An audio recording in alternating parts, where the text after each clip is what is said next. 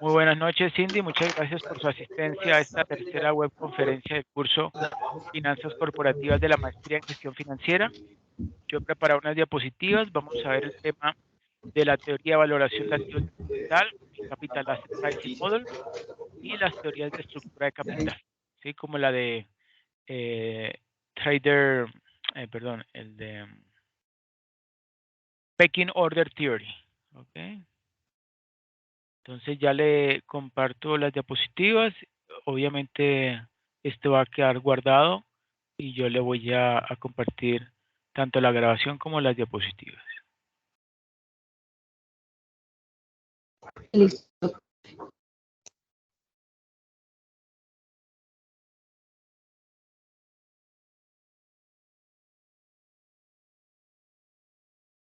¿Me confirma si observas allí la primera diapositiva de la portada ampliada?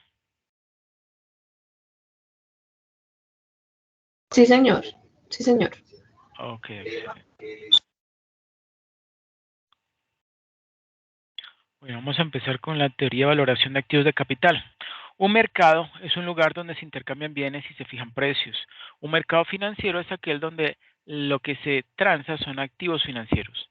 En el mercado financiero, los inversores tienen la posibilidad de formar una combinación de activos financieros, con lo cual estarían formando una cartera de valores, donde los activos tienen diferentes características en cuanto a rentabilidad, riesgo y liquidez. Para formar una cartera de valores, es necesario tomar muchas decisiones, entre ellas qué activos conformarán la cartera y la cantidad de estos. Pero no solo eso es relevante, también es necesario saber cómo analizar los resultados de la cartera.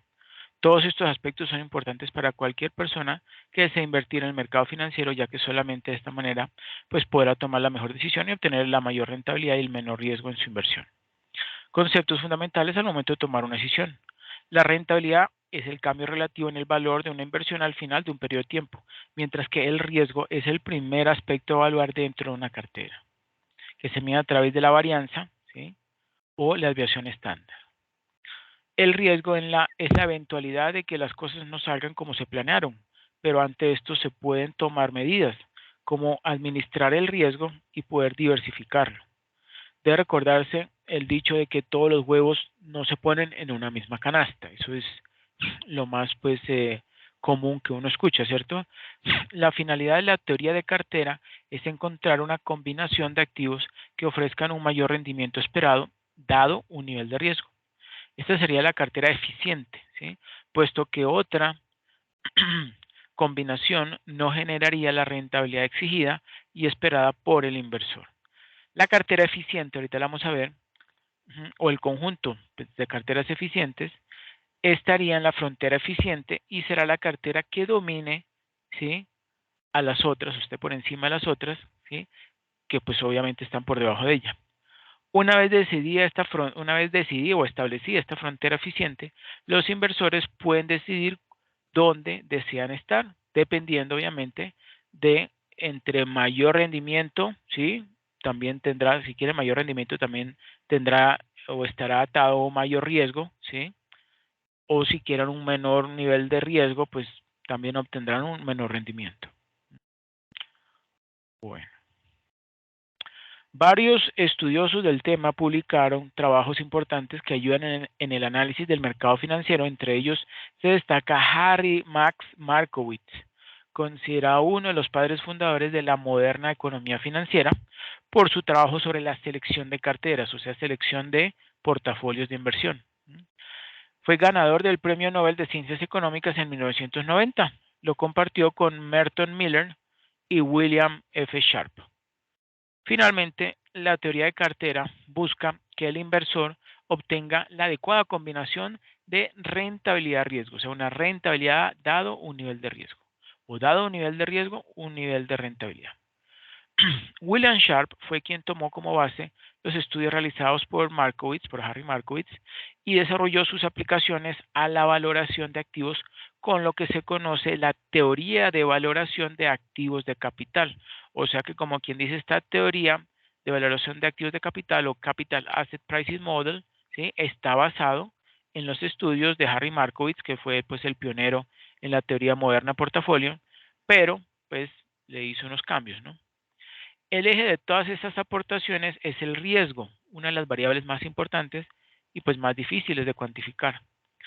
El riesgo sistemático, o también llamado riesgo de mercado, es el que afecta a todo el mercado en su conjunto. Este riesgo no puede ser diversificado o eliminado, ya que afecta a todas las empresas independientemente del sector donde se encuentre. Por ejemplo, que haya una recesión económica es un factor de riesgo que afecta a todo el mercado en su conjunto. El riesgo no sistemático, ¿sí? O riesgo único, ¿sí? Es aquel que afecta a una empresa en particular y que no está relacionado con el mercado. Este riesgo puede ser diversificado, ¿sí? Creando una cartera con activos que no estén perfectamente correlacionados, es decir, con activos que no estén sujetos a los mismos factores de riesgo. Por ejemplo, si creo una cartera con dos empresas de telefonía, es muy probable que no pueda reducir el riesgo único, ¿sí? El riesgo intrínseco que también llamamos, porque depende de la operación de la empresa, ¿sí? Ya que dichas empresas están expuestas a los mismos factores de riesgo, ¿sí? Como por ejemplo un cambio en la tecnología inalámbrica, ¿sí? Independientemente de los factores que afectan a la totalidad del mercado. La suma de ambos riesgos da como resultado el riesgo total. Y vemos aquí que el riesgo total es igual al riesgo sistemático o riesgo de mercado más el riesgo no sistemático o riesgo intrínseco, ¿sí? O riesgo único. Bueno, ahí tenemos pues diferentes formas de llamar esos tipos de riesgo. Bueno, aquí tenemos una gráfica de donde vemos en el eje de las X el número de valores, ¿sí? En el portafolio, el número de activos, ¿sí? En el portafolio, y en el eje de las Y el riesgo de mercado. Entonces vemos que esta curvita, ¿sí? Esta figura, esta curva, pues es con pendiente decreciente, ¿sí? Pero es una asíntota porque casi toca digamos, esta línea horizontal que representa el riesgo sistemático, ¿sí? O riesgo de mercado, ¿sí? Pero sin llegar a tocarlo. Y esta área que está abajo de la curva representa el riesgo no sistemático o riesgo intrínseco, ¿sí? Que es el que puede controlar, ¿sí? O que está pues atado al comportamiento o la operación de la empresa que se esté analizando, ¿sí? Y como observas, pues así es, puede ese riesgo llegar a disminuirse hasta casi desaparecer. No podemos decir que casi desaparecer completamente, pero sí casi desaparecer, y siempre va a haber un riesgo sistemático, riesgo de mercado, ¿sí? Siempre. ¿Por qué? Porque son cuestiones que no puede controlar la empresa. Están dados, van a darse, son como por ejemplo, si está dado, por ejemplo, alguien que pudiera adivinar el futuro y esa persona dice que va a haber un terremoto.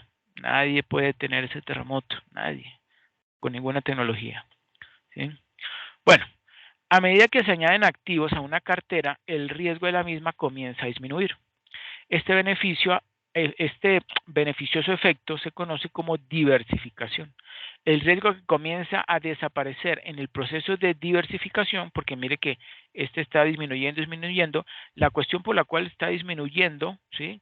Digamos, esa pendiente se está reduciendo, ¿m? ¿Es que es la diversificación.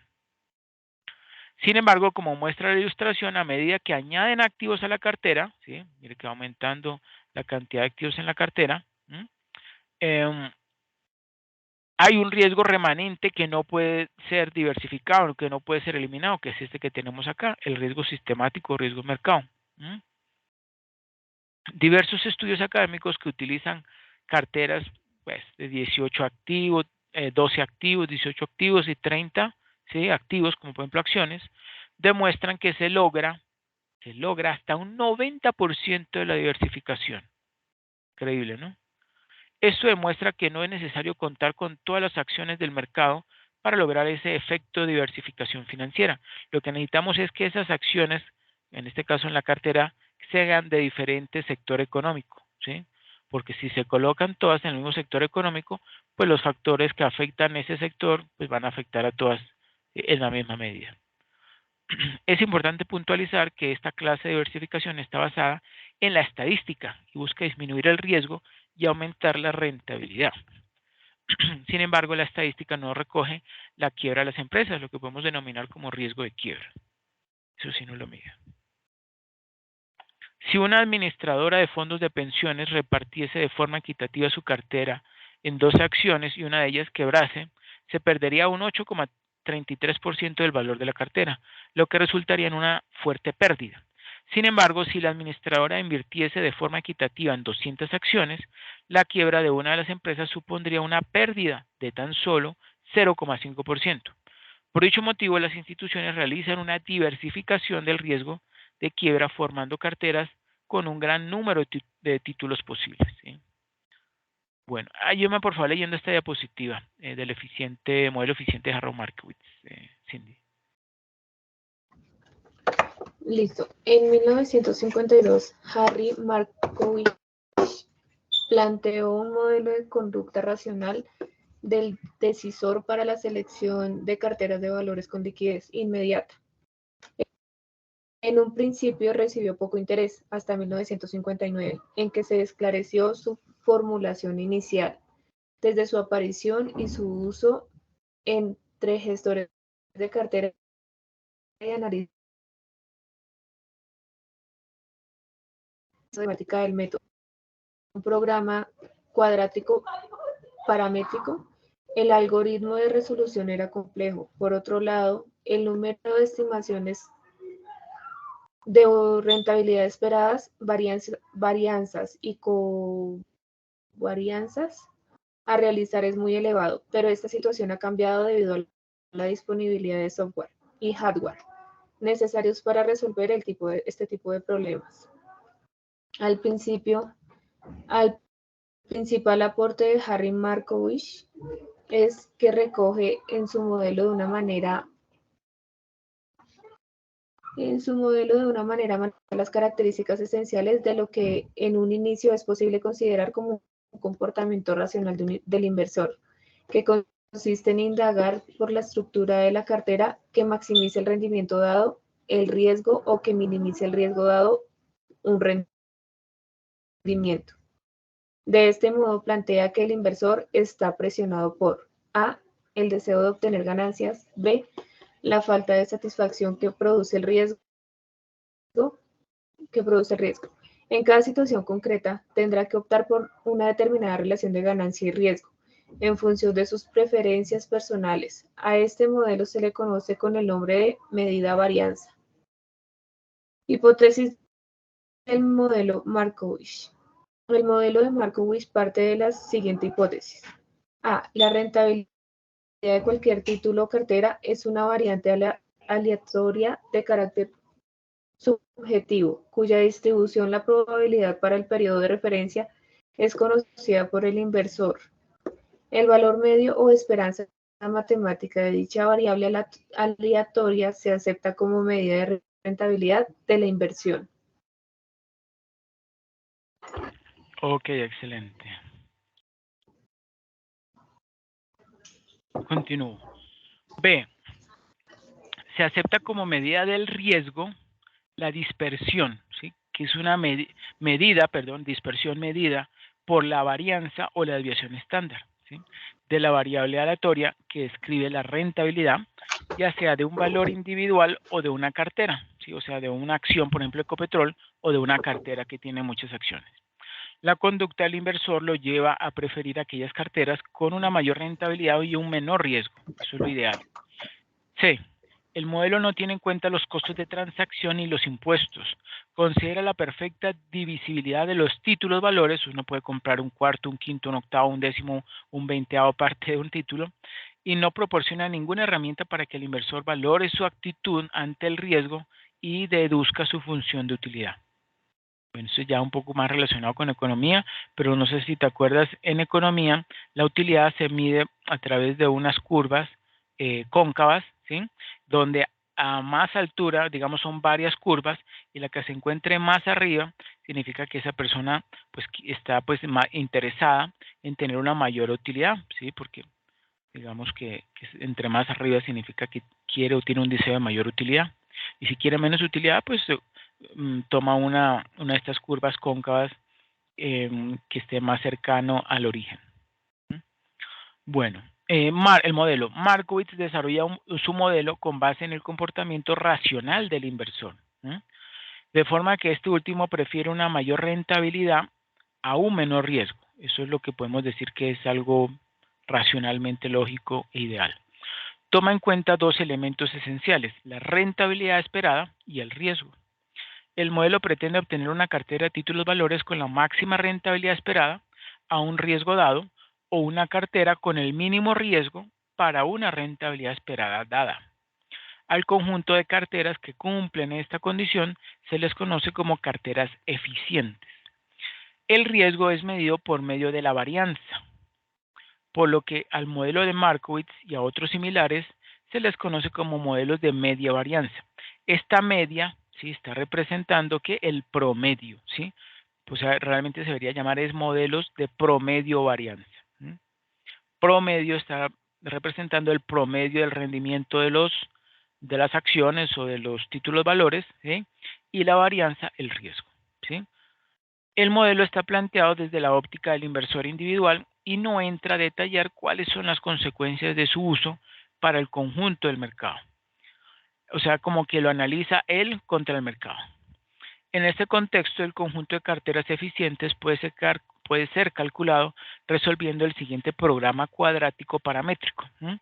Dice esta ecuación, el mínimo, ¿sí?, de varianza, de varianza, es igual a la sumatoria, este símbolo es la sigma mayúscula, sumatoria, o doble sumatoria, perdón, doble sumatoria, de X sub I, ¿sí?, que viene representando el rendimiento de un activo I, multiplicado por el sigma, que ya vemos que está representando la desviación estándar, es una medida de riesgo, ¿sí? Sigma de, mire, no, perdón, este no está representando, qué pena, el riesgo, está representando la correlación, ¿sí? Este sigma está representando la correlación entre I y J, entre el activo I y el activo J, ¿sí? O sea que hay mínimo dos, dos elementos, ¿sí?, dos activos, ¿sí?, uno I y uno J. Hay una correlación que es este sigma IJ y el XJ es el rendimiento del otro activo financiero.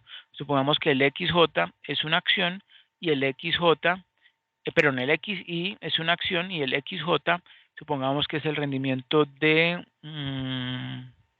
que puede ser de un fondo cotizado en bolsa, puede ser un fondo cotizado en bolsa. Un fondo cotizado en bolsa como por ejemplo el SPY, que emula el comportamiento del índice Standard & Poor's 500, por decir algo. Y eso va a ser igual a pi por R cuadrado. La mínima varianza va a ser igual a pi por X Sí. cuadrado. Bueno, ejemplo de covarianza. Se ve desde covarianza. Se quiere comparar la desviación de los pesos entre toros y perros. Bueno, ¿tú te acuerdas cómo se calcula la covarianza? No, profesor. Bueno, me faltó colocar, espero lo colocamos acá.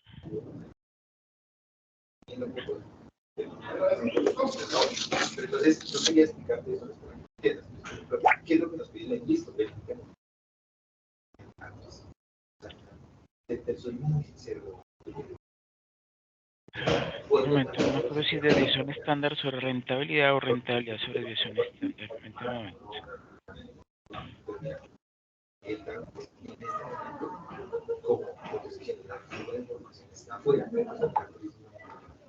O sea, si ellos nos piden que verifiquemos, lógico, no, por supuesto. Bueno, es... Orden de un rol más amplio. Sí, señor, se le hace, se le verifica. Pero en esto que estamos haciendo, como te estoy diciendo, en todas las líneas no hay un compromiso interno, y demás. O sea, no, posiblemente pero no la covarianza, es coeficiente de variación. Coeficiente. en la actriz es una mega herramienta cuando tenemos a un tema interno, un tema de conexiones a nivel interna, de su plan de copia de información, de accesos a sus redes sociales. O sea, la actriz es una machera, ¿sí? Pero en este caso en particular, Coeficiente de variación. porque, sí. Sí, entonces es desviación estándar sería, pues aquí en finanzas lo ubicamos como Sí, claro.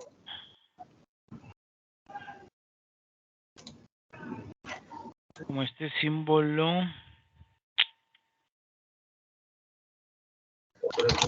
sigma.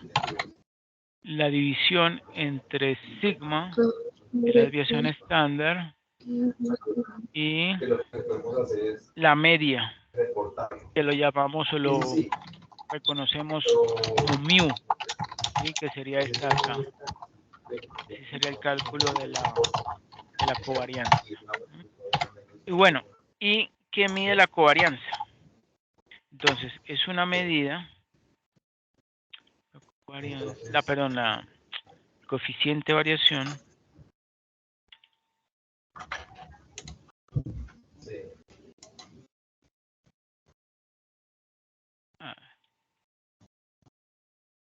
variación. Sí. No, sí, igual, yo,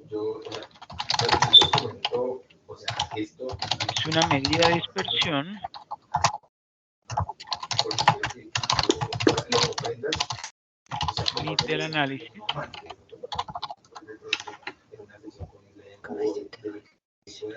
de las desviaciones de los datos, obviamente,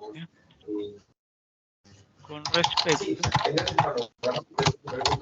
a la media o promedio. ¿Mm? Promedio, y al mismo tiempo las dispersiones que tienen los datos dispersos entre sí. Entonces, esa sería la definición de coeficiente de variación.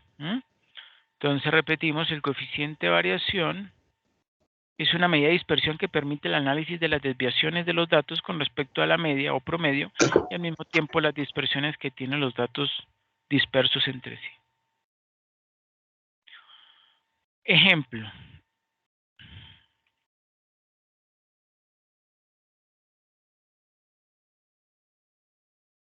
Se quiere comparar la desviación de los pesos entre toros y perros. Supongan que los pesos de los toros del señor Marcos en una ganadería se distribuyen con una media de 500 kilogramos. O sea, en promedio esas vacas, esos toros, pesan 500 kilogramos. Y tienen una desviación estándar de 40 kilogramos. O sea, eso es una desviación estándar, es que, pues ahorita vamos a ver la distribución normal, pero una distribución estándar recopila el 68% de los datos. O sea que en el 68% de las ocasiones, ¿sí? Se puede estar presentando que una vaca pese entre 540 y 460, o sea, por encima o por debajo de la media, 40 kilogramos. Los pesos de los perros de Anita tienen una media, un promedio de sus perros de 20 kilogramos y una desviación estándar de 10 kilogramos. Entonces, en el caso de ella, sus perros pesan 20 kilos, pero mire que la desviación estándar es alta, es casi la mitad. O sea, los perros de ellas pueden tener entre 10 kilos y 40 kilos, entre 10 kilos y 30 kilos, ¿sí? Porque pues esta medida de dispersión es que tanto se aleja de la media, ¿sí? Por encima y por debajo. La desviación estándar de los pesos de la manada de toros, ¿sí? 40 kilogramos, superior a la de los perros de 10 kilogramos. Sin embargo, pues cuando uno lo ve, ¿no? A simple ojo. Sin embargo, los 40 kilogramos, ojo, los 40 kilogramos son poca cosa, ¿sí? Proporcionalmente. Si dividiéramos 40 entre 500, miren que hacemos el cálculo, 40 entre 500, nos da una proporción muy pequeña, sería apenas menos del 10%, ¿sí? Del 8%, para ser más exactos. Entonces,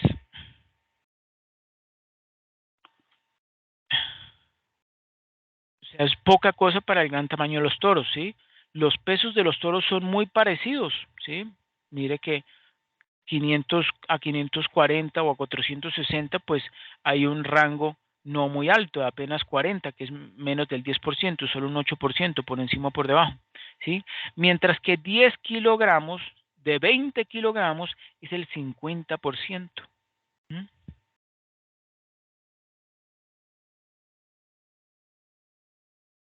Ok, profe.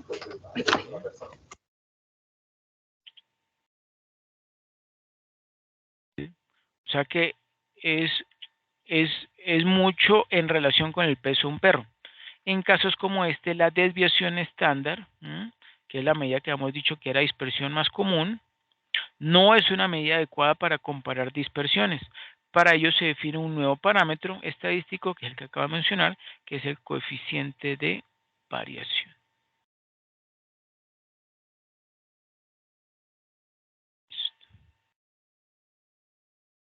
Ahora veamos otras medidas de dispersión. Ahora sí vamos con la varianza, que se simboliza como sigma al cuadrado, ¿sí? Y bueno, y la raíz cuadrada, ¿sí? La raíz cuadrada, que es elevar a la 1/2, ¿sí? Raíz cuadrada de sigma cuadrado, pues sería eliminar este elevado al cuadrado y quedaría simplemente el sigma. Y ese sería el denominado desviación estándar. Entonces, la varianza es una medida de las desviaciones del rendimiento de un instrumento financiero respecto de su rendimiento esperado o media o promedio elevado al cuadrado. Es decir, es una medida para evaluar la volatilidad del rendimiento de un instrumento financiero. Aquí tenemos su fórmula de cálculo. Entonces, una sumatoria desde S1 hasta S, ¿de qué? De la probabilidad de ocurrencia, ¿sí? De ese elemento, de ese activo S, multiplicado por la diferencia al cuadrado del rendimiento de ese activo S menos E mayúscula significa el valor esperado, ¿sí? Del rendimiento, todo ello elevado al cuadrado. Entonces se eleva al cuadrado las desviaciones porque de lo contrario, las desviaciones negativas compensarían las desviaciones positivas, dando como resultado que la desviación esperada del rendimiento fuera, rendimiento medio fuera 0. ¿Sí? Las desviaciones cuadradas son necesariamente positivas, ¿sí? El cuadrado, que es una transformación no lineal, exagera las desviaciones grandes, positivas o negativas, y resta importancia a las desviaciones pequeñas. Eso es lo malo de esta medida de la varianza. En cambio, la desviación estándar, que tenemos aquí abajito, es la raíz cuadrada de la varianza, es decir, es una medida de riesgo que está expresada en la misma dimensión o las mismas unidades que el rendimiento esperado. Eso es una de las grandes ventajas. En este caso, si yo sé que la varianza me da 347,10, pues la raíz cuadrada de 347,10 es 18,63%, que esa sería la desviación estándar. O sea que tanto sé si se ubica o se aleja del promedio o de la media por encima o por debajo. Ponerle ahí un colorcito azul. Bueno. Entonces ahora vamos a ver la distribución normal. La distribución normal es fundamental para la teoría y la práctica de las inversiones. Su gráfica tiene forma de campana simétrica, con varios valores idénticos para los 3 momentos o medidas estándar de resultados típicos, ¿sí? Entonces vemos que la media, solo en la distribución normal, ojo, la media, ¿sí? Que está por acá, la mediana, que es que el valor, digamos, el 50%, ¿sí? De un número que se repite un 50%, o como dice allí, el valor por encima y por debajo del cual esperamos el 50% de las observaciones, es lo que denominamos la mediana. Y el otro estadístico, el otro, digamos, elemento de esta estadística descriptiva que calculamos o que por lo general se calcula es la moda, ¿sí? Y la moda, pues es fácil de definirla porque la moda es simplemente el valor más probable o que más se repite.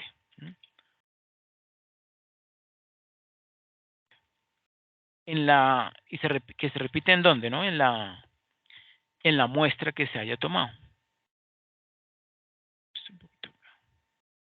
Bueno, en esta gráfica, voy a poner un poquito más grande. En esta gráfica observamos, como ya he dicho anteriormente, esto se llama una campana de Gauss, ¿sí? Porque fue el científico Gauss el que pues fue el primero en graficarla. Y ojo que esta línea azul pareciera que tocara el eje de las X, pero nunca la toca. Es una asíntota, ¿sí? Casi la toca, pero nunca la toca. Y miren que en esta distribución normal, el centro es lo que corresponde a la media, ¿sí? A la media. En este caso vemos que dice 0, ¿sí? Hay unos valores que están por encima, bueno, debajo de esta línea de las X, hay unos valores que están por encima y unos valores que están por debajo. Estos valores que están por encima corresponden a la distribución normal estándar, ¿sí? Es una distribución que obviamente proviene de la distribución normal, pero tiene la característica, que su media es igual a 0. Su promedio es igual a 0. En cambio, la que tenemos más abajo sí es una distribución normal donde, bueno, ahorita vamos a ver cuáles son los porcentajes que corresponden. Mire que entre menos una desviación estándar y una desviación estándar se encuentran recopilados. Si podemos trazar una lineecita o sombrear, podemos observar que en toda esta área, ¿sí? Entre este punto y este, ¿sí? Hacia arriba, se encuentran, no se recopilan, no se acumulan el 68,26% de ¿qué? De los valores de esa muestra. En dos desviaciones estándar, que sería esta de aquí a acá, ¿sí? O sea, toda esta área, se puede recopilar o se puede almacenar el 95,44% de las muestras, de los resultados de las muestras, o del rendimiento más bien, del rendimiento de las muestras, porque aquí estamos tomando como eje las X el rate of return, que es el promedio, o la tasa de rendimiento promedio. Y tres desviaciones estándar es la línea puntadita que tenemos acá, que no alcanza a tocar el eje, pero es casi si lo toca. Ese puede, digamos, agrupar o almacenar hasta el 99,74%, ¿sí? de esos rendimientos de la muestra. Pues para hacer un recorderis. Y bueno, esta distribución normal de esta figura 2 tiene una media, ¿sí? Del 10%, que veíamos acá, y una desviación estándar del 20%. ¿Okay? Aunque esa no está ahí, pues no se observa, pero sí es del 20%. Observe que las probabilidades son más altas para los resultados cercanos a la media. Y significativamente más bajas para los resultados alejados de la media. ¿Sí? Nos referimos a estos que están acá, ¿no? Estos numeritos. Ya, mira que aquí está 30, aquí menos 30, pero a medida que nos alejamos, pues obviamente aumenta más este numerito, que es el de la desviación estándar, ¿no? Entre menos 30 y 50 sería el valor en una distribución normal, y para una distribución normal estándar, pues serían menos 2 desviaciones estándar y más 2 desviaciones estándar. Bueno, pero dice aquí, ¿qué se entiende por un resultado lejos de la media? ¿Sí? Un rendimiento del 15%, mire que vendría estando como por acá, por debajo de la media difícilmente sería digno de mención si la volatilidad típica fuera alta, o sea, esa desviación estándar fuera alta. Por ejemplo, si la desviación estándar de los rendimientos fuera del 20%, que pues es alto, ¿no? Pero ese mismo resultado sería inusualmente elevado si la desviación estándar fuera solo del 5%, o sea que estamos 4 veces por encima, ¿cierto? De ese valor que debería estar en el 5%. Por esta razón, a menudo es útil pensar en las desviaciones de la media en términos de cuántas desviaciones estándar representan, como lo vemos acá. Probablemente desafortunado, pero no infrecuente. Ah, no, perdón, me comí algo, qué pena. Si la desviación estándar es del 20%, ese rendimiento negativo del 15% sería solo 3/4 de una desviación estándar. Probablemente desafortunado, pero no infrecuente. Pero si la desviación estándar fuera solo del 5%, o sea, una desviación mucho más pequeña, o sea, que se aleja poquito del centro del promedio, una desviación del 15% sería un evento de 3 sigma, ¿sí? Y bastante raro. Podemos transformar cualquier rendimiento normalmente distribuido, supongamos denominado como RI, en un puntaje de desviación estándar. Primero, restando el rendimiento promedio para obtener la distancia de la media y luego dividiendo por la desviación estándar, lo que nos permite medir la distancia en términos de unidades de desviaciones estándar desde la media. ¿Sí? Eso es una forma.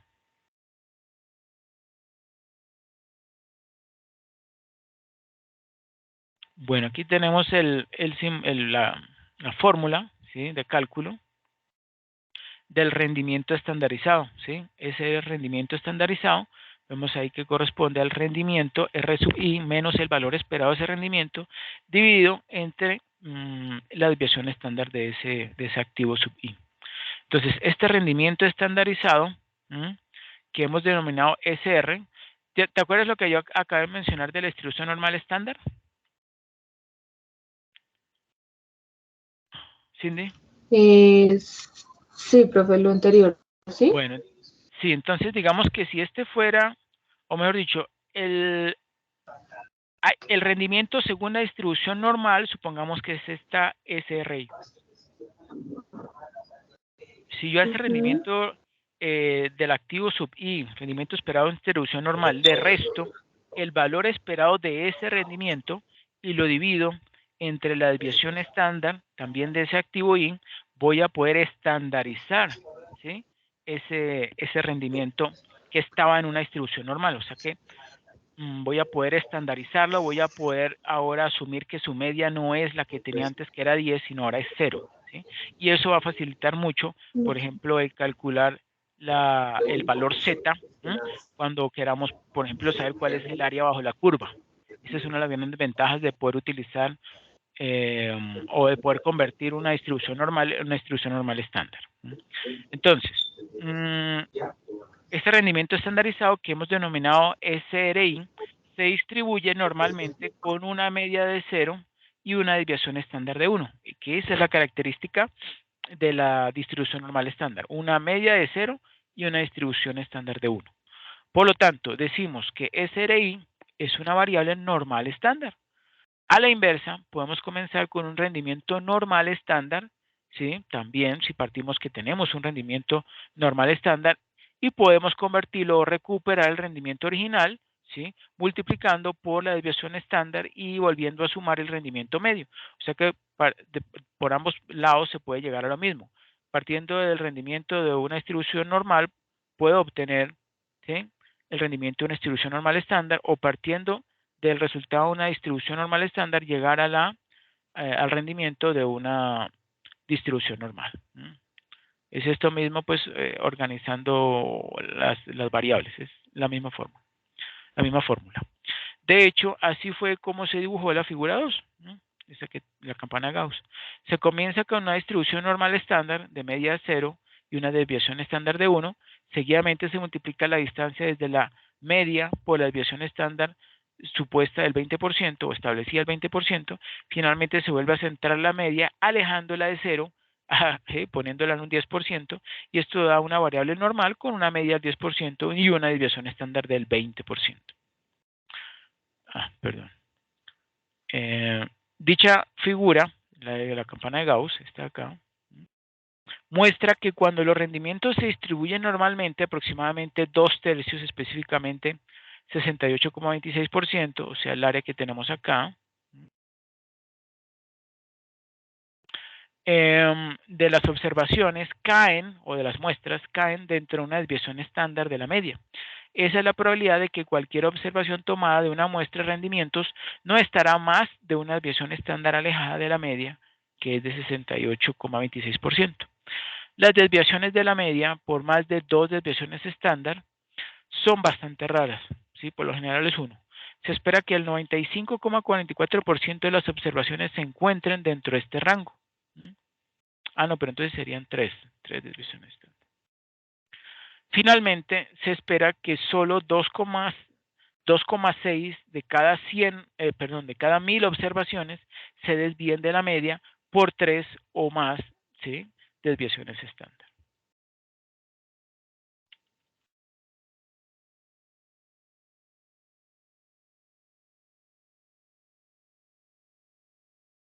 Vamos, las propiedades de la distribución normal y el VAR, que es el Value at Risk. Entonces, dos propiedades especiales de la distribución normal conducen a simplificaciones críticas de la gestión de inversiones cuando los rendimientos se distribuyen normalmente.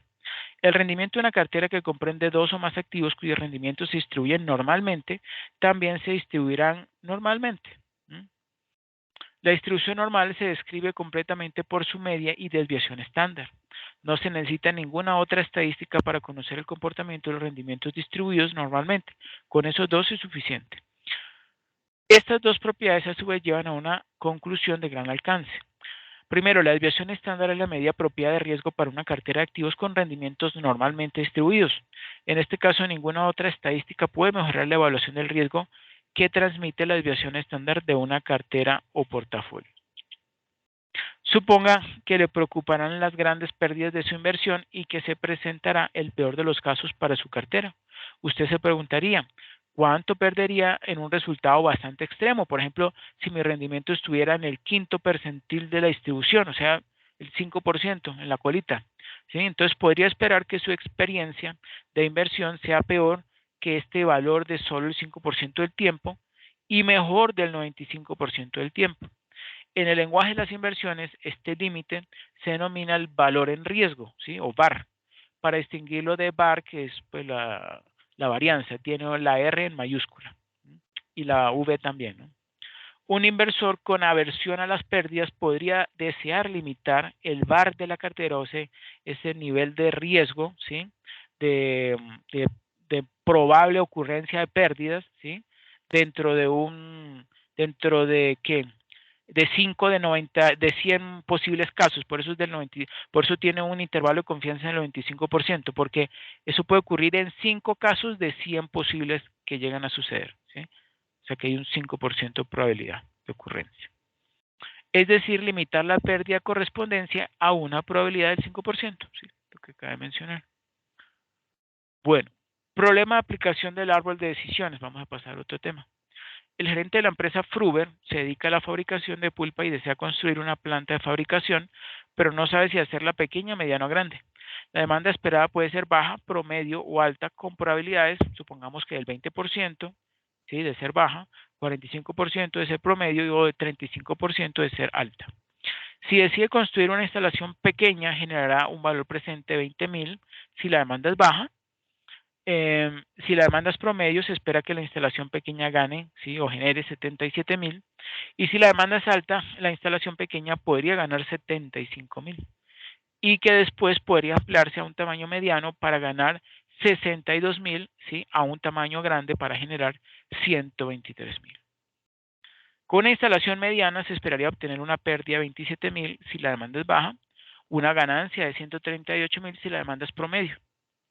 Si la demanda es alta, entonces la instalación de tamaño mediano podría generar un valor presente, ¿sí? O un flujo cuyo valor presente es de 152.000 y después podría ampliarse a un tamaño grande para ganar, ¿sí? 143.000.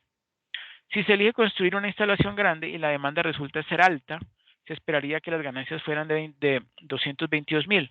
Si la demanda resulta ser promedio para la instalación grande, ¿sí? O sea, el promedio, ¿sí? de demanda, pues se esperaría que el valor presente neto fuera igual a 127.000. Finalmente, si la demanda fuera baja, se esperaría una pérdida de 58.000. Entonces, esa información la vamos a agregar aquí. Esto lo he hecho con Excel, simplemente pues para mostrar la construcción de esta planta que fabrica pulpa. La instalación pequeña, ¿sí? Las tres posibles salidas o los tres posibles tipos de demanda que puede tener una instalación pequeña. Si es una demanda baja, 20.000. Si es una demanda promedio, 77.000.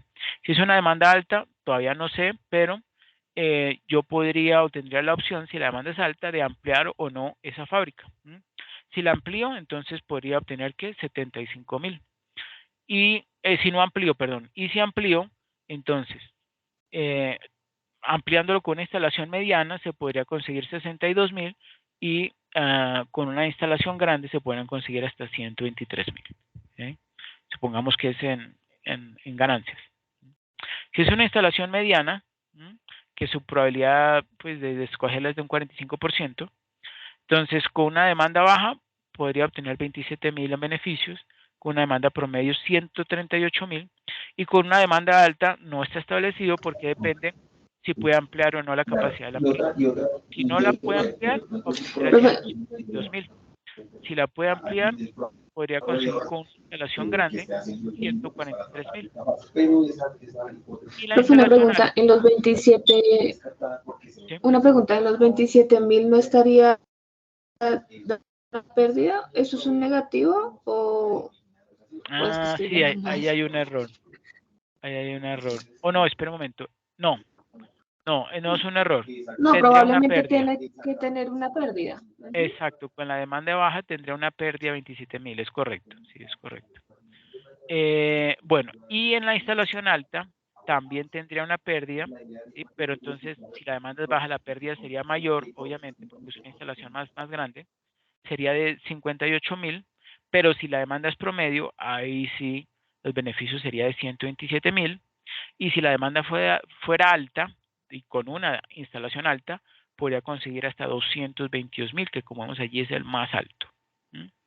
Esta información que está en Excel yo también la puedo incluir o la puedo registrar en Risk Simulator, el que tú pues ya instalaste, ¿sí? Haciéndolo, utilizando lo que se llama una ¿cómo se llama? Una revisión inversa. Partiendo del lado derecho, yo voy y llego hasta este extremo izquierdo, ¿sí? Entonces voy registrando aquí, por ejemplo, instalación mediana, voy a agrandarlo. Una instalación mediana puedo conseguir 62.000, con una instalación grande puedo conseguir 103.000. Es simplemente esta información que está en Excel, pasarlo aquí al Risk Simulator, ¿sí? Estos son pues ya unas decisiones dadas, por eso está, digamos, unos valores ya dados, por eso tiene este triangulito rojo. El cuadrado naranja me está mostrando que una posibilidad, o sea, una bifurcación. Esta decisión tiene una bifurcación porque puede ser este o este. Esta decisión de demanda alta puede tener dos posibles salidas. No amplía, podría conseguir 75.000. Y si amplían, podría conseguir 123.000. Esto es con una instalación pequeña, ¿sí? O también podría, pero ya no hay más decisiones, o podría también conseguir, en lugar de una demanda alta, podría ser una demanda baja, ¿sí? Conseguir tan solo 20.000, o con una demanda promedio conseguir 77.000. Y bueno, esta misma información se hace entonces con estos tres niveles de instalación. Ya expliqué el de la instalación pequeña, este sería el de la instalación mediana, y este sería el de la instalación grande. Simplemente convertí esto que está acá, pues esos datos los ingresé aquí al ROF, ¿sí? Que es una de las aplicaciones, y ahí escoge la opción que dice árbol de decisión, coloco esta información y puedo correrlo, ¿sí? Puedo correr este árbol y él me va a encontrar pues el resultado o la línea, ¿sí? Que sea más, que tenga una mayor probabilidad de ocurrencia. Pues no vamos a entrar en eso, aunque yo lo tengo ahí armado en Excel, si quieres te lo puedo enviar. Y, bueno, eh, ya yo lo corrí y el resultado que dio es el de la instalación grande, el que tiene una mayor probabilidad de ocurrencia. Ok. Bueno, ayúdame por favor leyendo la teoría del orden jerárquico o Pecking Order Theory. La teoría del orden jerárquico establece que una empresa debería preferir financiarse a sí misma primero internamente a través de utilidades retenidas. Si esta fuente de financiación no está disponible, la empresa debería financiarse mediante deuda. Finalmente, y como último recurso, una empresa debe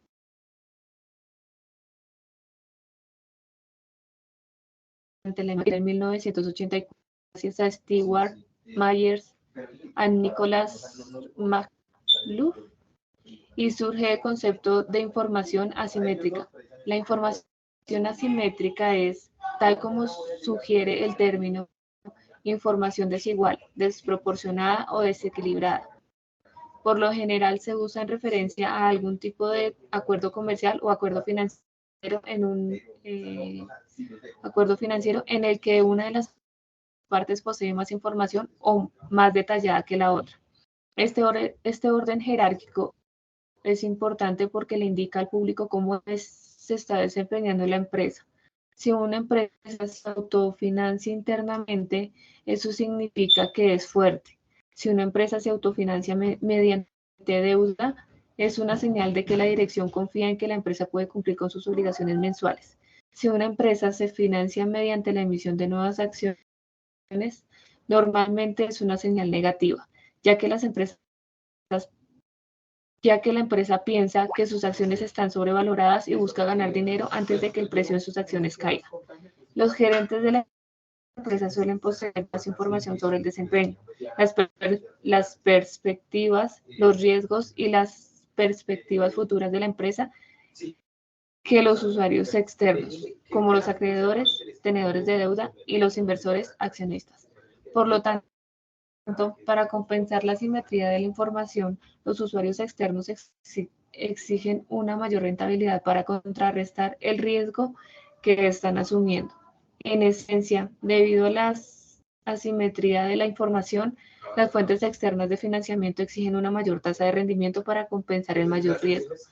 En el contexto de la teoría del orden jerárquico, el financiamiento de las utilidades retenidas, financiamiento interno, proviene directamente de la empresa y minimiza la asimetría de información.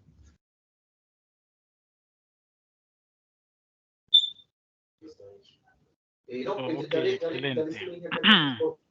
Yo continúo. A diferencia del financiamiento externo, como el financiamiento mediante deuda o capital social, ¿sí? O sea, el interno, donde la empresa debe incurrir en tarifas para obtener financiamiento externo, el financiamiento interno es la fuente de financiamiento más barata y conveniente. ¿Sí? Al comienzo, cuando una empresa financia una oportunidad de inversión a través de financiamiento más barato y conveniente. Perdón, ahí repetí. Repito, cuando una empresa financia una oportunidad de inversión a través de financiamiento externo, o sea, deuda o capital social, se exige una mayor rentabilidad porque los acreedores, ¿sí?, e inversionistas poseen menos información sobre la empresa, a diferencia de los administradores. En términos de financiamiento externo, los administradores prefieren utilizar la deuda sobre el capital social. El costo de la deuda es menor en comparación con el costo del capital social. ¿Sí? O sea, cuando ellos piden prestado, les pueden prestar, o sea, normalmente, hay en pocas palabras, lo que está diciendo es que financiarse con deuda es más económico que porque tiene una tasa, ¿sí? Pongamos un número del 8%, ¿sí? Mientras que el rendimiento exigido a esos capitales aportados por los dueños o socios de la empresa van a ser mayores al 8%. Podría ser algo así como un 20%. Y uno dice, bueno, ¿y por qué? ¿Por qué exigen tanto de rendimiento? Porque los dueños o socios de la empresa o accionistas de la empresa o tienen muy claro que en la medida en que la empresa esté más endeudada, ¿sí? Entonces van a tener menos poder de decisión, porque obviamente si, por ejemplo, una empresa está endeudada más del 60%, significa que ellos solo tienen una pertenencia o tienen un poder del 40%, como quien dice, ellos ya no tienen casi poder sobre esa empresa. Los que más tienen poder van a ser los terceros que le prestaron recursos. Entonces, automáticamente van a exigir el que se les remunere con un mayor, que la empresa obtenga un mayor rendimiento, lo que se dice un costo exigido al capital mayor al costo que se tendría pidiéndole prestado a un banco, o sea, a un tercero. ¿Y por qué? Porque esos dueños o socios de la empresa están asumiendo un mayor riesgo. A medida que una empresa se endeuda más, pues las probabilidades de que no pueda cumplir sus deudas, si está muy endeudada, pues también aumenta ese nivel de riesgo. ¿Por qué? Porque significa que la empresa no está pudiendo obtener recursos con su operación y está teniendo que endeudarse para poder pagar sus costos fijos, su operación, ¿sí? Y eso obviamente, eso se ve, que es que está entrando en problemas una empresa y por eso se está sobreendeudando, por lo general, ¿no? Ahí vemos algunas veces en que la empresa puede endeudarse en gran proporción, pero pues logra también venderlo todo por una excelente, no sé, operación en ventas o marketing, etcétera, etcétera, pero no es lo regular. Igual eso es estar el sobreendeudado es siempre una situación riesgosa. La emisión de deuda a menudo indica una acción infravalorada y la confianza de que la Junta cree que la inversión es rentable. Por otro lado, la emisión de acciones envía una señal negativa, o sea, emitir más acciones después de que ya se ha emitido por primera vez, es una señal negativa de que la acción está sobrevaluada, ¿sí? ¿Por qué? Una acción, por ejemplo, vale 100. Al comienzo le va muy bien, el mercado dice, no, mire, su acción no vale 100 porque su acción está infravalorada. Y entonces, claro, ellos ¿cómo hacen para saber eso? Ellos comparan el valor intrínseco de la acción con el precio, por ejemplo, que salió al mercado la primera vez ante el público, ¿sí? Supongamos que el valor intrínseco de una acción era 80 y salió, bueno, 70 y salió al mercado a 100. Entonces los inversionistas dijeron, no, pues esta acción, o digamos al contrario, que la acción, el valor intrínseco de la acción era 110 y el mercado tan pronto salió, dijo voy a tenerlo en 100, ¿sí? Entonces, claro, el valor intrínseco estaba por encima del valor de mercado, entonces los inversionistas dijeron voy a aprovechar, compro la acción porque muy seguramente o de forma casi segura el precio de la acción va a subir. ¿Por qué? Porque en estos momentos el valor intrínseco está por encima del valor de mercado. Y efectivamente el precio de la acción subió, por decir algo, pasó de 100 en el que estaba a 120 o 130. Ya cuando entonces ocurre el contrario, el precio de mercado está por encima del valor intrínseco, entonces dice que esa acción está sobrevalorada. Sobrevalorada. Entonces, en ese caso, el accionista va a querer que vender esas acciones que tiene e invertir en acciones de otra empresa donde las acciones también estén infravaloradas. ¿Para qué? Para comprar esas, esperar a que suban y luego venderlas y obtener un rendimiento. ¿Sí? Eso es lo que hacen muchísimos inversionistas. Entonces, continúo. Por otro lado, la emisión de acciones envía una señal negativa de que la acción está sobrevaluada y que la administración busca generar financiamiento diluyendo las acciones de la empresa. Al pensar en la teoría del orden jerárquico, es útil considerar la antigüedad de las reclamaciones sobre los activos. Los deudores requieren un rendimiento más bajo en comparación con los accionistas, lo que acabo de mencionar, porque tienen derecho a un mayor reclamo sobre los activos en caso de quiebra. Por lo tanto, al considerar las fuentes de financiamiento, la más barata es a través de utilidades retenidas, o sea, las que consigue la empresa con su propia operación. La segunda, más importante, es a través de deuda y ya la tercera y más costosa es la del mismo capital que poseen los dueños o socios de la empresa. Siempre. Ejemplo de la teoría del orden jerárquico. Supongan que la compañía ABC busca recaudar 10 millones para un proyecto de inversión. El precio de las acciones de la compañía se cotiza actualmente en $53,77. Hay tres opciones disponibles para ABC Company. Primero, financiar el proyecto directamente a través de utilidades retenidas, o sea, con su propia operación, con las ganancias que está obteniendo por su operación. O segundo, financiamiento de deuda a un año con una tasa de interés, o lo que le cobran, si el costo de esa deuda es del 9% anual, aunque la gerencia cree que el 7% es la tasa justa. Entonces, y tercero, emisión de acciones que subvalorarán el precio actual de las acciones en un 7%. Entonces uno se pregunta, ¿cuál sería el costo para los accionistas por cada una de estas tres opciones? Tres opciones. Entonces, opción 1, vuelvo y repito, financiar el proyecto directamente a través de utilidades retenidas. Si la administración financia el proyecto directamente a través de utilidades retenidas, el costo sería de 10 millones. No entramos ahí en mucho cálculo, pero sabemos que es de 10 millones. Segundo, la opción 2 dice financiamiento de deuda a un año con una tasa de interés del 9%, aunque la gerencia cree del 7%. Entonces, si la administración financia el proyecto mediante la emisión de deuda, o sea, de bonos, la deuda a un año costaría 10.8 millones. ¿De dónde obtuvimos ese 10,8 millones? De los 10 por 1,08. ¿Por qué por 1,08? Porque ese es el promedio entre la tasa justa y la tasa de interés que ellos cobran. Entonces, en promedio es 1,8, ¿cierto?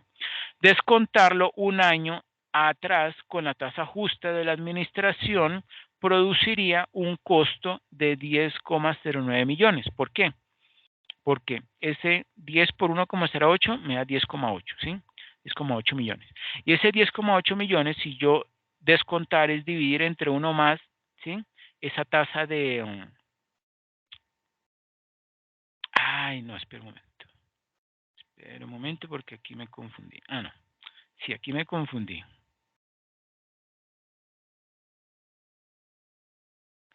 Es 10,01 porque es el 9%. ¿Sí? Aquí también sería 10,9. Y aquí sería 10,9, aquí 10,9 y 10,9 entre 1,07. Espere, revisamos. Debería ser 10,9 entre 1,07, 10,18. Ok. Este 1,07 Es esta el tasa. 7%. Sí, porque dice que la gerencia cree que el 7% es la tasa justa. Ok. Entonces lo repito. Opción 2. Si la administración financia el proyecto mediante la emisión de deuda, la deuda de un año costará 10,9 millones. 10,9 millones. Que como dice allí, se obtiene multiplicar 10 por 1,09, o sea, 10,9. Y si lo descontamos un año, ¿sí? Atrás, con esa tasa justa que dice que debería ser del 7%, como, es algo como en economía lo que llamamos deflactar, ¿no? Vamos a deflactar ese 10,9 entre un 7%, o sea, dividirlo entre 1,07, y eso me da 10,18 millones. Entonces, esa sería la opción 2. Entonces, opción 1, 10 millones. Entonces, ¿Ah? ¿Qué? el de donde dice, profe, con la tasa justa de administración produciría un costo de, sería 10,18 millones, ¿cierto? Ah, sí, tienes toda razón. Se nos lo actualicé. Exacto. 18 millones es correcto.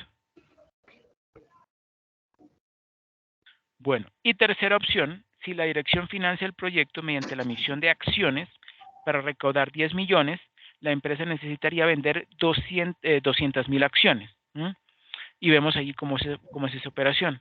El 53,77, que es lo que vale una acción, por 0,93, eso es igual a ¿cuánto? A 50. Y 10 millones entre 50, pues me da sus 200,000 acciones. El valor real de las acciones sería de 10,75 millones. ¿Y dónde sale ese 10,75 millones? De multiplicar lo que vale la acción, que es 53,77, por 200,000 acciones, eso da los 10,750,000. Por tanto, el costo sería de 10,75 millones. Como se ilustra, la gerencia debe financiar primero el proyecto a través de utilidades retenidas, ¿sí? Que es más barato, 10 millones. Segundo, a través de deuda, que le da 10,18 millones. Y por último, a través de capital, porque le está saliendo en 10,75 millones. ¿Cierto? ¿Está claro? Sí, Ahí profe, está. una pregunta, perdón, es que Sí, estoy viendo algo. En la opción 2, sí. sería, entre paréntesis, los 10 por el 1,07, ¿Cómo? porque sería el 10,9. En la de los 10,18 millones, ¿no sería 10 por, perdón, 10 dividido en el 1,07? ¿Por qué sería 10,09? Ya me confundí. No, es que este es el valor después de un año, ¿sí? Al año tiene Ah, ok, ya, ya. 10,9, ¿sí? Lo descuenta, esta división es descontar, ¿sí? Entonces esto es lo mismo, no sé si te acuerdas de matemáticas financieras, este 1,07 es lo mismo que 1 más 7%, elevado, en este caso, a la 1. Ya, ya, sí. ¿Sí? Ay, perdón, ahora que lo hice. Es elevado a la 1, ¿sí? Pero pues para recortarlo simplemente le ponemos dividido entre 1,07. Voy a poner esto en Sí, sí, sí, negrilla ya me acordé. para que no se confunda. Y 10,75. Bueno, entonces, el trabajo teórico ha demostrado que la selección adversa no conduce necesariamente a un comportamiento jerárquico. El orden jerárquico se obtiene solo en condiciones especiales. Con la emisión tanto de deuda como de capital de riesgo, a menudo hay margen para muchos equilibrios y no hay una base clara para seleccionar entre ellos. Un orden jerárquico puede surgir o no de la teoría. Varios artículos muestran que el problema de la selección adversa puede resolverse mediante determinadas estrategias de financiación o contratos de gestión debidamente diseñados e incluso puede desaparecer en modelos dinámicos. Si bien la selección adversa puede generar un orden jerárquico, también puede ser causada por consideraciones de la agencia, costos de transacción, consideración de impuestos o consideraciones de comportamiento en la toma de decisiones. ¿Mm? Bueno, ahora vea, ayúdame por favor leyendo teorías basadas en mercados de capitales perfectos. Por último, se títulos valores. Objeto resolver algunos problemas específicos en la elaboración de contratos financieros, tales como los problemas de agencia, la información asimétrica, de control corporativo o de interacciones producto-consumo. Tiene como soporte doctrinal todos los aportes conceptuales que estructuran la teoría de los contratos financieros. Teorías basadas en mercados de capitales perfectos. A pesar de que los modelos a tratar en esta sección poseen sus propias hipótesis, todos ellos encausan sus demostraciones en ambientes que de una u otra forma se aproximan a posiciones de mercados perfectos. Por eso es conveniente señalar, primero que todo, cuáles son los supuestos asumidos por este tipo de mercado. Hipótesis de mercados perfectos. 1. Los mercados de capitales operan sin costo. 2. El impuesto sobre la renta de personas naturales es neutral. 3. Los mercados son competitivos. 4. El acceso a los mercados es idéntico para todos los participantes de los mismos. 5. Las expectativas son homogéneas. 6. La información no tiene costo. 7. No existen costos de quiebra. 8. Es posible la venta del derecho a las deducciones o de desgravaciones fiscales. Correcto, entonces vemos allí que hay algunas afirmaciones que no se cumplen, ¿no? Como por ejemplo esta, que el impuesto sobre la renta de personas naturales es neutral. Eso es falso, completamente falso, ¿no? Sí, no. Que los mercados de capitales operan sin costo, también es falso. Que, que el acceso a los mercados es idéntico para todos los participantes de los mismos, eso también es falso. Si tiene más plata, tiene una mayor facilidad de acceder. No existen costos de quiebra, eso también es falso. Y el octavo tampoco, es posible la venta del derecho a las deducciones o desgravaciones fiscales. No. Bueno, No. entonces vemos, por eso es que este poco de planteamientos que hicieron hace muchas décadas basados en mercados perfectos, pues digamos que matemáticamente o algebraicamente cumplían o se facilitaban su cálculo, pero pues en la vida real no se cumple. Bueno, ahí yo me leyendo las conclusiones. 1. La teoría de selección de portafolios trata de buscar primordialmente cuáles son las carteras que proporcionan el mayor rendimiento al mismo tiempo para un reto conocido. Estas carteras se llaman eficientes. 2. La teoría Trash-Off argumenta que las empresas alcanzarán un nivel de endeudamiento hasta que el valor marginal del beneficio en impuestos producto de la deuda se disminuya por el valor actual de los costos de quiebra o reorganización. Schiam y Myers, 1999. Perfecto. Bueno, eso simplemente como un pequeño recopilación de estos temas que pues son interesantes, pero obviamente se puede profundizar más en ellos. Listo, profe. Bueno, no sería más, Cindy, entonces, como hemos conversado antes, por favor, dedícate este fin de semana a desarrollar las actividades paso 2, paso 3. Luego tómate por ahí, no sé, jueves o viernes de la otra semana para entregarme el paso 4. Y por ahí de pronto el 11, envíame el paso 5, que será la última. ¿Okay? Listo, profe. Bueno, cualquier duda en que tú me escribes, sin ningún problema, así sea el fin de semana, ¿ok? Listo, profe, sí, señor. Bueno, con mucho gusto, Muchas entonces, gracias. con mucho gusto, claro que sí, Cindy, que pases una feliz noche. Igualmente, profe, que descanse. Muchas gracias. Hasta luego.